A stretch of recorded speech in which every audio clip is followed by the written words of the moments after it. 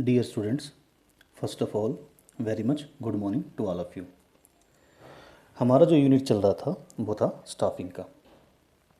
हमने स्टाफिंग के यूनिट में आपके साथ स्टाफिंग का कॉन्सेप्ट, स्टाफिंग का मीनिंग, डेफिनेशंस और इसकी सारी फीचर्स हम डिस्कस कर चुके हैं। और पिछली वीडियो में मैं आपके साथ स्टाफिंग की इम्पोर्टेंस भी डिस्कस कर चुका हूँ। आज जो हम नया टॉपिक शुरू करने जा रहे हैं वो है स्टाफिंग का प्रोसेस। स्टाफिंग के प्रोसेस की बात करें तो स्टाफिंग के प्रोसेस के अंदर नॉर्मली 8 स्टेप्स हैं जो कि हमें फॉलो करने पड़ते हैं, जो कि हम आज की वीडियो के अंदर डिस्कस आपके साथ करेंगे। तो चलिए स्टार्ट करते हैं स्टाफिंग के प्रोसेस को। इसके अंदर सबसे पहला जो स्टेप आता है estimating the man power requirements. Estimating the man power requirement step क्या है? इस स्टेप के ऊपर, this is the very first step के ऊपर हम सबसे पहले ये अंदाज़ा लगाते हैं कि हमें कितने व्यक्तियों की ज़रूरत है, अपनी कंपनी के अंदर कितनी मैन पावर की ज़रूरत है, कितने व्यक्तियों की ज़रूरत है। मैन पावर की रिक्वायरमेंट को एस्टिमेट करते हुए बेसिकली हम लोग कुछ पॉलिसीज़ को भी ध्यान में रखते हैं, जैसे कि हमारी इंटरनल प्रमोशन पॉलिसी क्या है, रिटायरमेंट किन किन व्यक्तियों की होने जा रही है या हो चुकी है, किन किन व्यक्तियों के रेजिग्नेशंस हमारे पास आए हुए हैं, या किन किन व्यक्तियों को हम लोग डिसमिस करने जा रहे हैं। मीन टू से जब हम मैन पावर रिक्वायरमेंट का ध्यान करते हैं, मैन पावर को काउंट करते हैं, मैन पावर का हम पता लगाते हैं कि हमें कितनी व्यक्तियों की ज़रूरत है, तो हम लोग नॉर्मली इन बातों को अपने दिमाग में रखते हैं। उसके बाद ही हम लोग मैन पावर का पता लगा सकते हैं। इसके साथ साथ मैन पावर रिक्वायरमेंट का पता लगाते हुए मीन टू से हमें कितनी व्यक्तियों की कंपनी के अंदर ज़रूरत है, इसके लिए हम दो बेसिकली एनालिसिस भी इस स्टेप के अंदर करते हैं। उसमें एक होता है वर्कलोड एनालिसिस और दूसरा होता है work force analysis. Workload analysis और वर्क फोर्स एनालिसिस का फ़ायदा हमें ये होता है कि हमारी कंपनी कभी भी अंडर स्टाफ या ओवर स्टाफ या ओवर स्टाफ नहीं होती। मीन टू से हमारे पास जितनी हमें ज़रूरत है कंपनी की, उतनी कंपनी में हमारे पास आदमी हमारे पास अवेलेबल होते हैं। दूसरा स्टेप हमारे पास आता है दैट इज़ कॉल्ड रिक्रूटमेंट। अब रिक्रूटमेंट है क्या? रिक्रूटमेंट को जो थोड़ा डिटेल से हमें समझने की ज़रूरत है। Recruitment is the process of searching the various source of employees and encouraging them to send their application or applying for job in our company. मैं रिक्रूटमेंट को फिर से एक्सप्लेन करता हूँ। रिक्रूटमेंट का मतलब ये है कि जो हमने पहले लेवल पर फर्स्ट स्टेप पर अपनी मैन पावर रिक्वायरमेंट को फाइंड आउट किया है, उस मैन पावर को उस मैन पावर को प्रोवाइड करने वाले सोर्स क्या क्या हैं। मीन टू से जो व्यक्ति हमें अपनी कंपनी में अपॉइंट करने हैं वो व्यक्ति हमें कहाँ कहाँ से मिल सकते हैं। दूसरी बात इसी रिक्रूटमेंट के अंदर क्या आएगी कि वो व्यक्ति, उन व्यक्तियों को जब हमें पता लगेगा कि इन सोर्स से हमें व्यक्ति मिल सकते हैं जो हमारी कंपनी के प्रोस्पेक्टिव एम्प्लॉई हो सकते हैं, उन लोगों को मोटिवेट करना, उन लोगों को एनकरेज करना कि वो हमारी कंपनी के अंदर जॉब के लिए अप्लाई करें। मीन टू से रिक्रूटमेंट के प्रोसेस के अंदर हम ये कोशिश करते हैं कि ज़्यादा से ज़्यादा लोग हमारी कंपनी के अंदर जॉब के लिए अप्लाई करें। मीन टू से it is a positive process. Third point की बात करते हैं यहाँ पर सिलेक्शन। अगर मैं सिलेक्शन की बात करूँ तो selection is a negative process. अब नेगेटिव कैसे है? It is a negative process. अब नेगेटिव कैसे है कि सिलेक्शन के अंदर हम ये कोशिश करते हैं कि जो हमारे पास नंबर ऑफ पीपल्स जिन्होंने हमारे पास जॉब के लिए एप्लीकेशन दी है, हमारे पास जॉब के लिए अप्लाई किया है, हम उनमें से कॉम्पिटेंट पर्सनल्स को, कॉम्पिटेंट व्यक्तियों को ही अपनी कंपनी के अंदर अपॉइंट करते हैं और अपनी कंपनी के अंदर अपॉइंट करते हैं। मीन टू से मान लीजिए हमें 10 व्यक्तियों की ज़रूरत है और हमारे पास कम से कम 200 एप्लीकेशंस आई हुई हैं, तो सिलेक्शन के अंदर हम क्या करेंगे, 190 एप्लीकेंट्स को रिजेक्ट करेंगे और उन 200 में से जो 10 कॉम्पिटेंट एम्प्लॉय हैं, बेस्ट एम्प्लॉय हैं, हम उनको अपनी कंपनी के अंदर सेलेक्ट कर लेंगे। लेकिन यहाँ पर एक बात जरूर ध्यान रखनी पड़ती है कि जब भी हम किसी कैंडिडेट को अपनी कंपनी के अंदर सेलेक्ट करते हैं तो हमें कंपनी की रिक्वायरमेंट और व्यक्ति की एबिलिटी दोनों को मैचिंग जरूरी है। मतलब कंपनी की जो रिक्वायरमेंट है, जो जॉब की रिक्वायरमेंट है, उससे एक व्यक्ति की एबिलिटी आपस में मैच करनी चाहिए। फोर्थ स्टेप हमारे पास आता है that is called placement and orientation. बड़ा सिंपल सा पॉइंट है।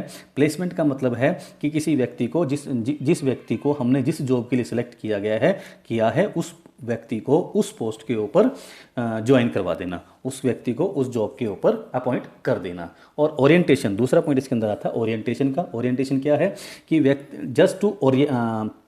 Just to tell about the company to the people, to the new employ and the new मैं फिर रिपीट कर रहा हूँ कि ओरिएंटेशन मतलब क्या है कि हम ओरिएंटेशन के अंदर जो एम्प्लॉय है उसको लगभग सारी कंपनी के बारे में ब्रीफ डिस्क्रिप्शन देते हैं। दूसरी बात, जितने भी कंपनी के जो उस व्यक्ति के जो नए एम्प्लॉय हैं उसके जो सुपीरियर हैं, जो उसके सबॉर्डिनेट हैं और जो उसके कुलीग्स हैं, उसकी एक मुलाकात करवाते हैं, मीटू से उसकी एक इंट्रोडक्शन कराते हैं। मैं फिर दोबारा रिपीट कर रहा हूँ कि उस ओरिएंटेशन के अंदर न्यू एम्प्लॉय की इंट्रोडक्शन कंपनी के साथ कराते हैं और कंपनी को न्यू एम्प्लॉय के बारे में इंट्रोड्यूस भी करते हैं। Now come on the fifth point हमारे पास आता है ट्रेनिंग एंड डेवलपमेंट का।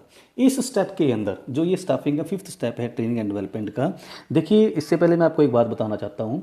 हमने मैनेजमेंट जब बुक शुरू की थी उसमें हमने आपको एक पॉइंट बताया था, इफेक्टिवनेस एंड एफिशिएंसी। एक व्यक्ति को हम चाहते हैं कि हर एक एम्प्लॉय हमारी कंपनी के अंदर एफिशिएंटली काम करे और इफेक्टिवली काम करे। मिनटू से एक व्यक्ति मिनिमम इनपुट पर मैक्सिमम आउटपुट भी दे और वो अपने टारगेट भी ऑन टाइम पूरे करे। इसके लिए कई बार जरूरत पड़ती है कि कई बार इस बात की जरूरत पड़ती है कि जो नया एम्प्लॉय हमारी कंपनी में आया है या कोई भी एम्प्लॉय हमारी कंपनी में आया है उसको ट्रेनिंग या डेवलपमेंट की जरूरत तो नहीं है। अगर उसको ट्रेनिंग एंड डेवलपमेंट की जरूरत है तो यहाँ पर इस लेवल पर इस स्टेप पर हम लोग उसके लिए ट्रेनिंग और डेवलपमेंट के प्रोग्राम्स ऑर्गेनाइज करते हैं, प्रोग्राम्स लॉन्च करते हैं ताकि वो व्यक्ति जब सीट पर बैठ के काम करे तो वो एफिशिएंसी और इफेक्टिवली काम कर पाए। सिक्स्थ पॉइंट हमारे पास आता है परफॉर्मेंस अप्रेजल का। और परफॉर्मेंस अप्रेजल क्या है? परफॉर्मेंस अप्रेजल के स्टेप के अंदर हम लोग हर एम्प्लॉय की कैपेबिलिटी को जज करते हैं। अब एक एम्प्लॉय की कैपेबिलिटी कैसे जज होगी? सिंपल सी बात है, जो उसकी वर्क परफॉर्मेंस है और जो काम उसको असाइन किया गया है दोनों को आपस में कंपेयर किया जाता है। अगर वो असाइंड काम को बहुत एफिशिएंटली और इफेक्टिवली कर देता है तो मीनते से he is perfect for the job. और अगर वो व्यक्ति जिसको जॉब दी गई है वो अपने काम को एफिशिएंटली और इफेक्टिवली नहीं कर पा रहा है तो हम उसके वहाँ पर पॉइंट्स ढूंढेंगे कि कहाँ पर कमी रह गई है और उसको रेक्टिफाई किया जाएगा। सेवंथ स्टेप हमारे पास आता है promotion and career planning. Promotion career planning क्या है? सिंपल सी बात है, प्रमोशन का मतलब क्या है कि किसी व्यक्ति को, जो व्यक्ति अपनी कैपेबिलिटी प्रूव कर चुका है, जो व्यक्ति ज़्यादा कैपेबल है उसको हायर पोस्ट के ऊपर प्रमोट करना, हायर पोस्ट के ऊपर एस्टेब्लिश करना, इसे हम बोलते हैं प्रमोशन। लास्ट पॉइंट हमारे पास आता है दैट इज कॉल्ड कंपनसेशन। अब कंपनसेशन क्या है? कंपनसेशन का मतलब ये है कि जो भी नया एम्प्लॉय या जो भी एम्प्लॉय कंपनी के अंदर अपॉइंट किया गया है, जो वो कंपनी की प्रोग्रेस के लिए कंट्रीब्यूशन दे रहा है, उसके बदले में उसको एक कंपनसेशन दी जानी, उसको कंपनसेशन दी जानी। कंपनसेशन का मतलब हम यहाँ से कह सकते हैं सैलरी देना या अदर बेनिफिट्स देना, उसको हम कंपनसेशन का नाम देते हैं। एक एम्प्लॉय को कंपनसेशन दो तरीके से दी जा सकती है। पहली होती है डायरेक्ट फाइनेंशियल पेमेंट्स और दूसरी होती है indirect payment. Direct financial payment क्या होती है? डायरेक्ट फाइनेंशियल पेमेंट का मतलब है कि जो पेमेंट हम एक नई एम्प्लॉय को in the form of cash दे रहे हैं। कैश मीन टू से सैलरी, इंसेंटिव, कमीशन, बोनस, हम ये सब उसको व्यक्ति को दे रहे हैं। ये तो होगी हमारे डायरेक्ट फाइनेंशियल इंसेंटिव। इसके अंदर एक व्यक्ति को सारा पैसा कैश मिलता है, कैश की फॉर्म में मिलता है। दूसरी पॉइंट उसको हम कह सकते हैं इनडायरेक्ट पेमेंट। इनडायरेक्ट पेमेंट के अंदर मतलब उसको कुछ ऐसे बेनिफिट्स दिए जाते हैं जिसकी पेमेंट उसको कैश में नहीं दी जाती लेकिन वो बेनिफिट अवेल कर सकता है, जैसे कि इंश्योरेंस के बेनिफिट, मेडिकल के बेनिफिट्स, वेकेशंस के बेनिफिट्स, इस तरह के बेनिफिट्स जिनके लिए अगर कंपनी उसको बेनिफिट ना दे तो शायद एम्प्लॉय को उसके लिए खर्चा करना पड़ता है। लेकिन यहाँ पर क्या हो रहा है कि एम्प्लॉय इन बेनिफिट्स को अवेल कर सकता है लेकिन इसके बदले में उसको खर्चा पे नहीं करना पड़ेगा। तो आज के टॉपिक में हमने 8 स्टेप्स पढ़े, प्रोसेस ऑफ स्टाफिंग पढ़ा, 8 स्टेप्स करे। होपफुली आपको ये सारे के सारे स्टेप्स समझ में आए होंगे। आगे के टॉपिक भी हम करेंगे, धीरे धीरे हम करते रहेंगे। At last I thanks to all of you. Hopefully आपको ये वीडियो अच्छी लगी होगी, समझ में भी आई होगी और आप लोग इस तरह की वीडियो को एंजॉय भी कर रहे होंगे। एट लास्ट मैं आपसे फिर एक बार रिक्वेस्ट कर रहा हूँ कि आप मेरी वीडियो को सब्सक्राइब जरूर करिए, मेरे चैनल को सब्सक्राइब जरूर करिए। सब्सक्राइब करने का फ़ायदा ये रहेगा कि जैसे मैं कोई नई वीडियो लॉन्च करूँगा, नई वीडियो अपलोड करूँगा यूट्यूब के ऊपर, आपके पास उसकी नोटिफिकेशन आ जाएगी। At last thanks to all of you. Thank you.